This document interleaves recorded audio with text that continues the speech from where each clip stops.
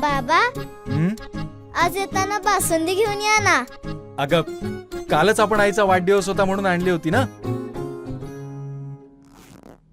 ऐकलं, गोकुळची बासुंदी पुन्हा खावीशी वाटतेय.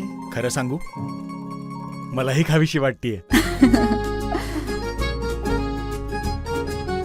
पुन्हा पुन्हा खावीशी वाटणारी गोकुळ बासुंदी.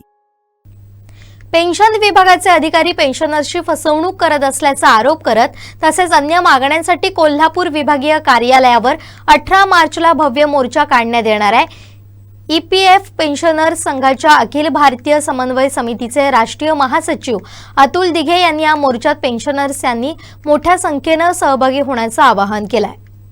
मी अतुल दिघे, मी ईपीएफ पेन्शनर संघांची अखिल भारतीय समन्वय समिती याचा महासचिव आहे.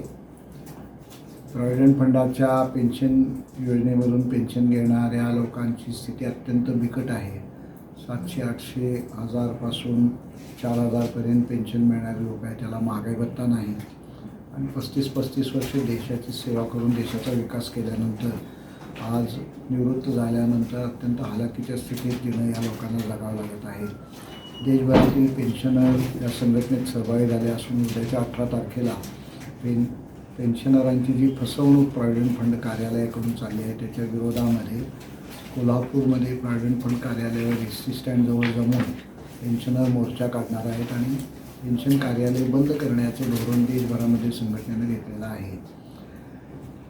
आज जे व्याज आमच्या निधीवरचं सरकारकडे जमा होते, प्रॉव्हिडंट फंडाकडे जमा होते, त्याच्यातून माणशी दरमहा 6000 रुपये देणं शक्य आहे.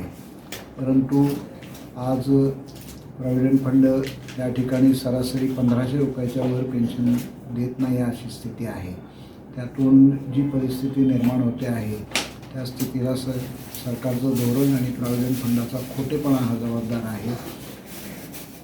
पेन्शनचं व्याजसुद्धा फंडाचं आमच्या वाटत नसताना पेन्शन फंड तोट्यात आहे अशा पद्धतीचे खोटे रिपोर्ट करून वर्षामागं वर्ष प्रसिद्ध करून आमची फसवणूक करण्याचं जे धोरण प्रॉव्हिडंट फंडानं चालवलेलं आहे त्या धोरणाचा संघटनेनं पर्दाफाश केलेला आहे. आणि आता जाब विचारण्याकरता प्रॉव्हिडंट फंड कार्यालयावर कोल्हापूर बसस्टँडच्या शेजारी विक्रम हायस्कूल मैदान या ठिकाणी जमून प्रचंड मोर्चा काढला जाणार आहे.